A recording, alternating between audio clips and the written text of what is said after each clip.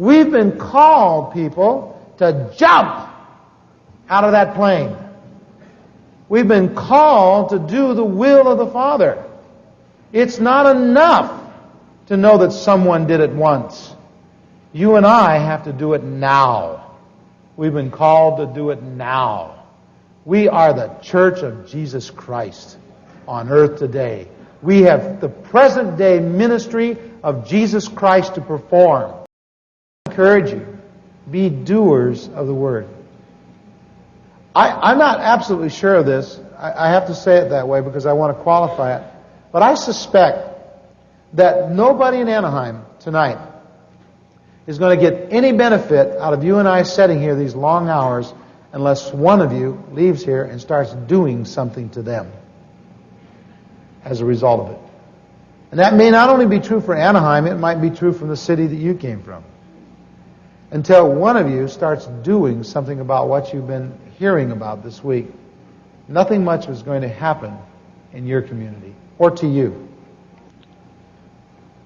When I see the apostles, I see them in a learning climate. I see them looking at Jesus and saying, "Whoa, I'd like to do that. Boy, that looks great. The juice is flowing." I see them excited. I see them frightened. I see them confused. As I said last night, they come off half the time like the Three Stooges. Can't you see them? Manny, Mo, and Peter or somebody. And they don't know what's happening half the time. They don't understand the teaching. They don't understand the deeds. They don't understand His purpose. They're confused about the bread. They're confused about the wine. They're confused about the wind and the way. They don't know what's going on. But they loved hanging around Him. They just loved Him, didn't they? They liked what was happening. Sometimes they get all full of pride. They're trying to keep people away. One poor blind man, he had to practically he made a fool of himself trying to get in to see Jesus. And so finally he caught Jesus' attention. "Son of David!" he said. The apostles say, "Shut up! Shut that blind man up! Get that man! Get him!"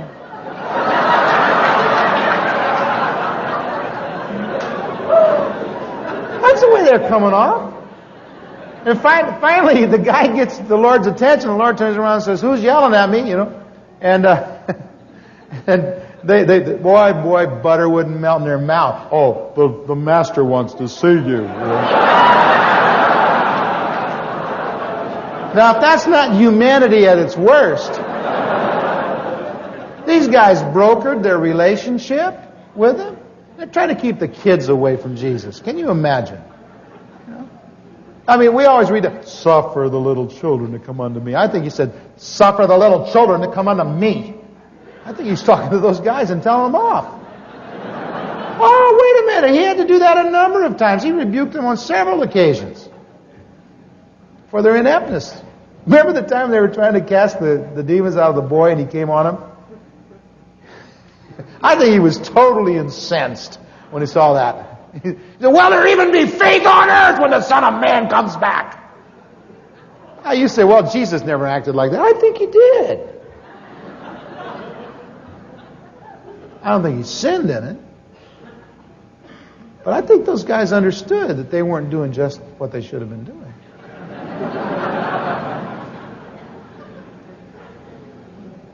And I think they spent many a night around the campfire talking about it. "Hey, did you see that thing today when he went?" And that guy said,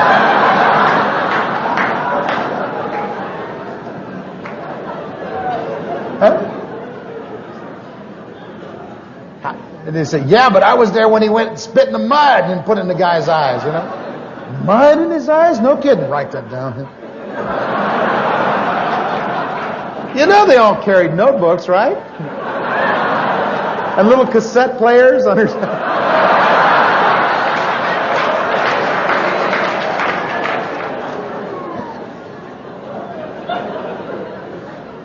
We better get serious.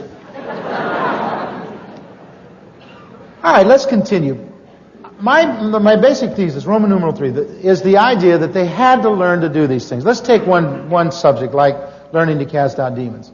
In the 12, if you remember, were commissioned in the 9th chapter of Luke, verses 1 and 2. And when Jesus had called the 12 together, He gave them power and authority to drive out all demons and to cure diseases. And He sent them out to preach the kingdom of God and to heal the sick. Now, my basic understanding is that power and authority, dunamis and exousia, has to be coupled together. That we need the authorization to act as ambassadors of God. When you're operating as an ambassador of God, as an ambassador to anyone, any authority, you're operating within certain confines of the dictates of the policies and strategies and philosophies of the entity that has authorized you to act on their behalf. You're not operating independently. You can't just do anything you want to do. You can only do those things that your government and or the authority that has placed you there has set you there to do. I think it's the difference between a license to drive a car, say, or to be an engineer of a plane, or a train, excuse me. If you're an engineer of a train, you've got to run on certain schedules. You've got to maintain the tracks themselves. You've got to do lots of things within the regimen of that responsibility. Whereas many people today understand this business of the authorization, the authority of God, as something that's sort of a carte blanche thing in which you can just pretty much do whatever you want to do. In my opinion, I think we've been called to do one thing, the will of the Father. And that we're to do the will of the Father as the Father gives us inspiration, unction, and understanding to do it as it relates not only to the counsel of the Word, which I think is foundational and absolutely essential, but also the unction, the leading of the Spirit at the given moment. And so we need the authorization, but we also need the power. You know, you could have authority. You could be an ambassador, but you could be an ambassador of a weak country. A country that doesn't have a great deal of power. A country that's not going to back you up. In our case, we don't have that problem. We have been authorized by the King of Heaven, the God of glory, Creator of heaven and the earth, to do the will and the bidding of the Father. And we've been given all authority in heaven and earth to do that job. We've also been empowered. Now the problem today is that we have not properly received that power. We've received it on a theological plane. But it's the difference between something that's been propositionally given to you and something that you've actualized. You know, we could be doing, this week, we could be doing an exercise, I don't know, maybe a conference on skydiving or something. And we could teach you about the great skydivers of the past, the Old and the New Testament. We could tell you the laws of aerodynamics. We could show you the coastline. We could show you the great places in America and around the world to practice this. We could talk about the various airplanes that are helpful. We could learn to fold parachutes. We could do all the kinds of things that are involved with skydiving. And at a given point, we could bring you up here and file you across the stage and give you a certificate and say, you're now a skydiver. Congratulations. You've graduated. And somebody might ask at some given point and say, well, when do we get in an airplane? It's oh, you don't have to do that. It's enough to know that you can. See how preposterous that is? We've been called, people, to jump out of that plane. We've been called to do the will of the Father.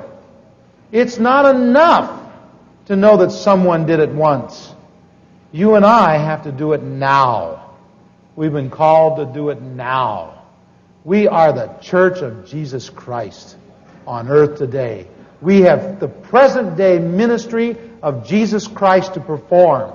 And it's going to take a certain amount of commitment and consecration on our part, a great deal of unction and blessing on His part, but we can do the job. We've been called to do it. And so we need authority and power. The apostles were given it, but they had to go out and exercise it. Now, I've never been in a conference like this that I didn't have someone come up, and it's already happened a few times. Somebody will walk up to me, and God bless them, they're sincere, and they really think that I can do this. They'll walk up and say, you know, I need more power. Will you pray for me? Now, they don't understand something. First of all, power doesn't come in that kind of a package. Power comes through exercise of what power you have. Now, this is a secret of the kingdom. I want you to know that. I've learned it the hard way. Power comes through the exercise of that you have. Now, you can be empowered at an event. The power of God can come upon you, and it will benefit you. It will give you a new largesse, an increase. It'll increase your boundaries. It'll increase your capacity to receive the Spirit. Keep in mind that we must be first partakers of the fruit. The husbandman must be first partakers of the fruit. If you're going to give something, you first have got to get some. And so the ability to receive from God is absolutely essential. And it qualifies that you can give. If you can't receive it, you can't give it very readily.